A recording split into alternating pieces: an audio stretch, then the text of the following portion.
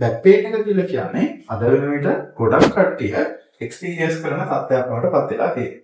ඉතින් වැරදි ඉරියව්ව නිසා, බර දෙයක් ඉස්සීම නිසා, ඒ වගේම ලොකු වෙලාවක් වාඩි වෙලා ඉන්න තත්ත්වයන්වලදී පවා මේ බැක් පේන් එක එන්න පුළුවන්. 90ක් විතර අවස්ථාවලදී මේ බැක් පේන් එක එන්නේ මොකුත් සීරියස් දෙයක් නිසා නෙවෙයි.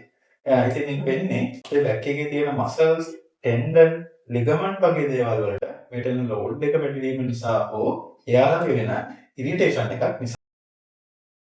අපි එකම ඉරියව්වේ දුග වේලාවක් සිටීම, ඒ වගේම කොන්ද නමල කරන ඇක්ටිවිටීස් දිගින් දිගටම සිදු කිරීම, ලොකු බරක් ඉස්සීම වගේ දේවල් වලදී අපේ කොන්දට ස්ට්‍රෙස් එකක් ලැබෙනවා.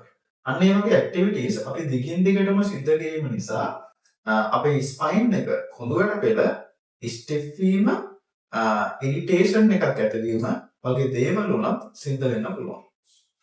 හැබැයි good news එක වෙන්නේ ඔයාලට මේ ස්පයින් එකේ තියෙන ඉරිටේෂන් එක, ටෙන්ෂන් එක, ටයිට්නස් එක වගේම පේන් එක ෆිසියෝതെරපි ට්‍රීට්මන්ට්ස් වලින් සම්පූර්ණයෙන්ම අඩු කරගන්න පුළුවන්.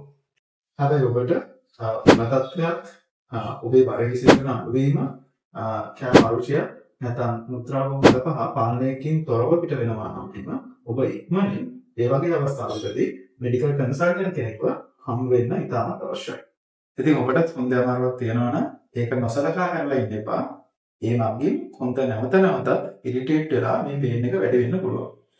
ඉතින් ඒ වගේ පේන් එකක් ඔබට තියෙනවා නම් වහාම ආගේ ෆිසියෝതെරපිස්ට්ට හම්බ වෙන්න.